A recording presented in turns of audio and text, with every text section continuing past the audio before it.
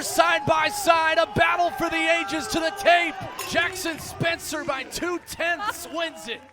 The inaugural Brooks Cross Country Championships ended with one of the most dramatic finishes at Balboa Park. Jackson Spencer gave an exclusive interview hours after completing what many call the best high school cross country season in history. A season for the ages ends with a finish for the ages. We're here with Jackson Spencer, our 2025 Brooks Cross Country champion. You're at a 15:10 today to get the win, Jackson. It's just been a remarkable season from the very, very start. How are you just been enjoying the past couple hours since becoming the first Brooks Cross Country champion? I've had to take a lot of calls, lots of people to say thank you to. But yeah, it's been kind of crazy. Soaking it all in, knowing that I've been able to put together my perfect season. So It's great. When you got back to your phone, how many notifications were there? Was it just loaded with so much? Kinda. There's there was 40 people that I was 40 of my close friends were all just like, Jackson, give me a call when you have a chance. And I'm like, okay, well, I'll put you in the schedule here.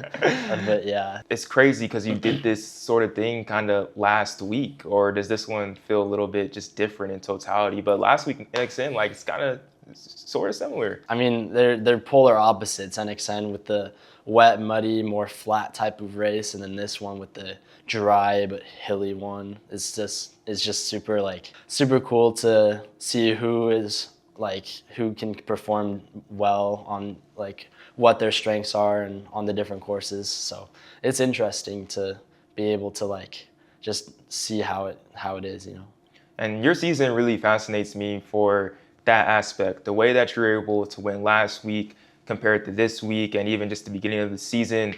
Beginning of the year, you won by so much in all of your races, going back to Clovis, going back to Woodbridge, even in Utah and Timpanogos as well. Those were large gaps. I want to read you your last three races. This is the margin of victory that you won by. First one at NXR Southwest, 3 seconds. NXN last week, 2 seconds. And then today, a few hours ago, 0.2 of a second. Nice. Yeah. What it got harder and harder how the season went on, and how are you just able to persevere through all that tough competition? I just say, I really love racing. I really like to just put it out there, put on a show. So come championship season, it's definitely more of a head-to-head type of race more than going for crazy time. So it's really fun to go out there, see, put my 2 steps on the course and just see if I can beat this guy on this day or if I can beat the other guy on the other day. So it's just really fun to see just how I was able to race this season. It was really cool. And I want to talk about those records that you ran, but first I want to watch this video. We have this from the broadcast, and you may have already seen this, but this last 500 meters of this course. It's crazy.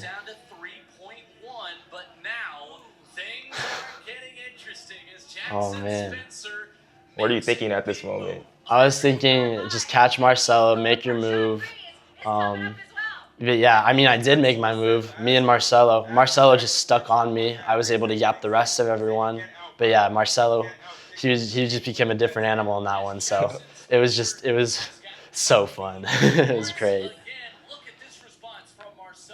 And look how he just moved. Yeah, he moved by me, and then I was like, dang, I have to put in more. And then I went by him again.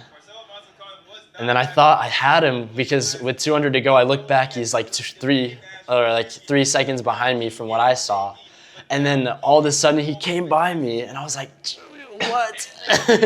Have you seen him turn on the jets here? Yeah, I looked back because I kind of heard people saying, Jackson, kick harder, you're going to get caught. And then I look and I see him and I just had to turn 100% everything on. So it was just, man, it was so fun. It was crazy.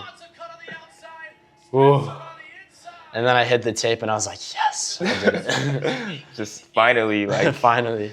And I think that's when we're talking in the booth about that, Will Bowling, he was kind of that's the essence of cross country. At the end of the Yeah. day, it's just like, I want to get there before that person. And someone, I've talked to Marcelo before here on the podcast, and like, he's someone that's just super competitive like that Oh, too, yeah. that just wants to get to the line. Talk about that competitive spirit that both of y'all hold.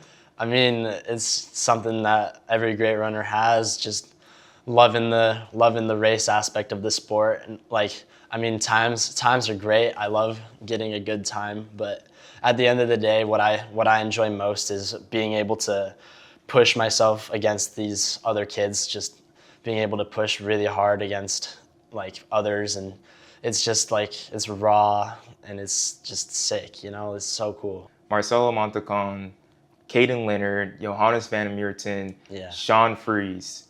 I feel like these are names that you may be running against for the next couple years, just the way Yeah. that they have been running. These group of guys, what do you think is making this class of 2025 of cross country so special? It's just, I mean, that group of guys is a really special group, you know, just being able to run. I mean, I don't know. It's just everyone is so competitive nowadays. It's like everyone wants a piece of that. Like, and it's super cool to like have just, because I mean, last year was great. Everyone was chasing fast times records as well. But it missed like the key aspect, which is the competitiveness. So this year was more of a competitive like year. So it's just like, it's really cool that way.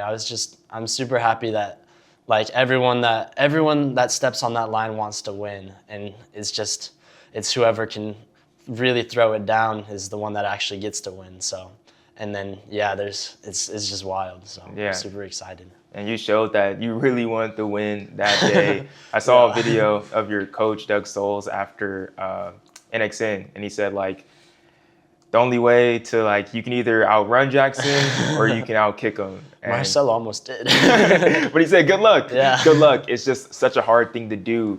And he's coached you up so well. Like, how important of a help has he been on your journey? He's been like instrumental in that. Like I think definitely it was just an act of like, I don't know, fate, if you will. But yeah, when we met, I joined his team. We met, and it was just like, this guy's gonna get me places.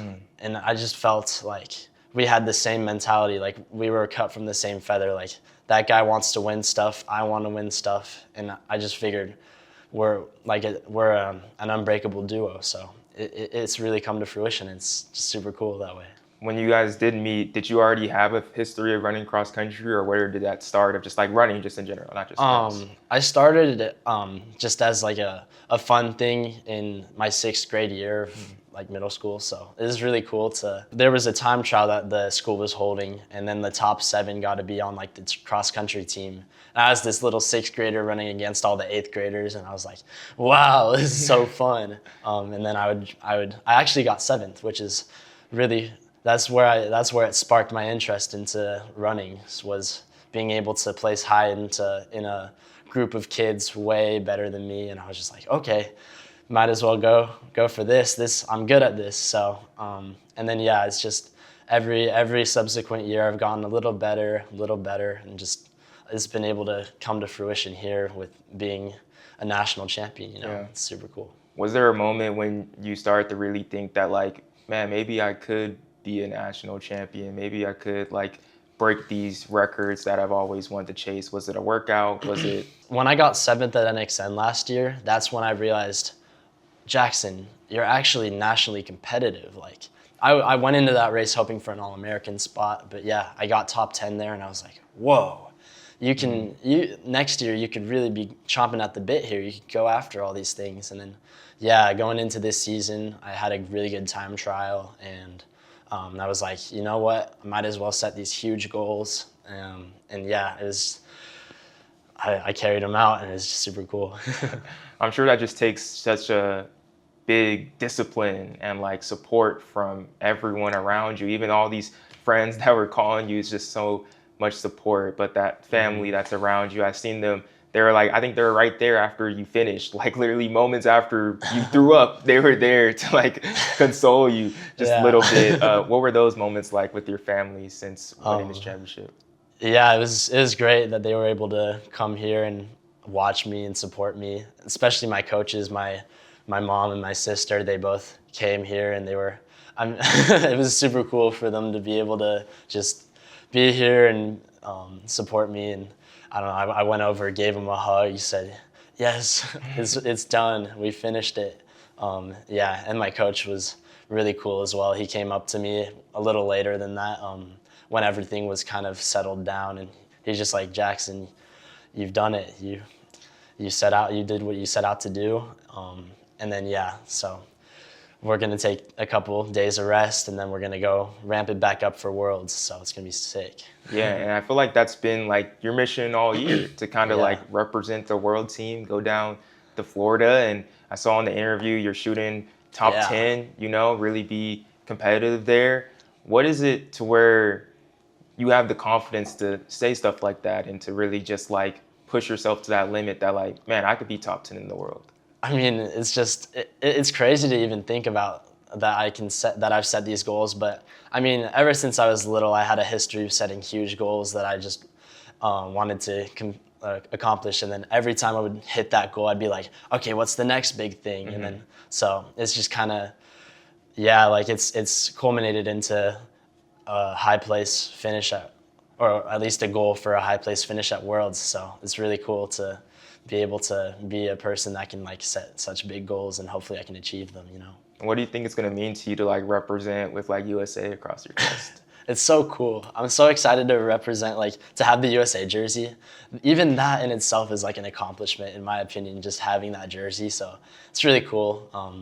Yeah, I'm excited. I'll probably I mean, there's another high schooler in that race, Daniel Scandera.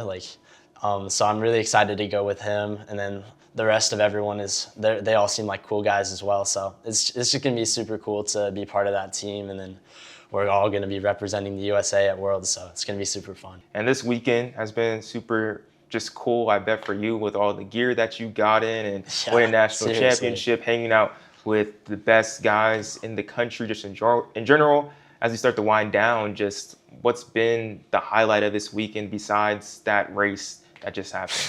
Probably mini golf.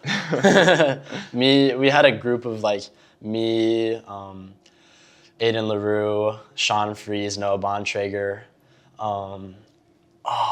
There's two other guys, I forget their names. I think it was like Caldell or something. I don't know. Oh, Cadell Ruthven? Yeah, Cadell. It was Cadell. And then some other, I can't remember the other guy's name, but there were 6 of us. Yeah. And then, yeah, me and Aiden LaRue, we tied for first place at There mini you go. golf. We both got 52 points. I feel like that's kind of the future. BYU, NAU rivalry right there. That's going to kind of Yeah. manifest itself in a couple years. Yeah, that can translate to running very well. So it'd be sick. Yeah, I love that. I love that. Well, as we start to close, I do want to find out what is your track-ish? Like, what's the thing that makes you the track runner, the cross-country runner that you are today? So right here, I got a rapid fire of questions. You can think about them a little bit too, but Okay. do you say PR or PB? I say PR, PR? Okay, personal record, yeah. Everyone does. Like, who says PB? Come on. Yeah, the Night- Europeans. There you go. Night races or morning races? Night races. Like Woodbridge. Yeah, those ones are fun. Do you do strides or striders? Strides. Yeah. Yeah. Striders, come on. You play cross country or you run it? You run it. You don't play it. You play any other sport, but you run cross country. Do you have trainers or running shoes? Running shoes. There you go. That's what I call them. Silent runs or talkative runs? It depends. Mostly talkative runs, though. I like those. And then running with a phone or without a phone? Without. I use my running watch. There you go. Well, cross country, it's done now. It's over. Track season's just around the corner. Well, you still got your cross country season is not over. Not over yet. Still got a while. But I am curious too. Like, you ran so well in the track last year, almost breaking 4 minutes, running low 150s, Yeah. team being able to break a 4x8 record. Like, how excited are you to be able to get back on the track and just find out maybe just what your event is at this point. Yeah, it's just, I mean, it's super exciting that this crazy fitness that I've built up over the cross season. Hopefully it'll culminate in some good stuff in track. But yeah, track is going to be fun just because that one you have more of a opportunity to race kids, so it's super exciting to go after big times, big goals. But at the end of the day, I'm super excited to just race. It's so fun. Oh, there you go. The perfect season. Jackson Spencer, some people may say the greatest high school cross-country season ever. But just congratulations, man, on everything you've done, and best luck representing the world, and best luck this track season, and especially at BYU coming up next fall. Thank you. Yeah.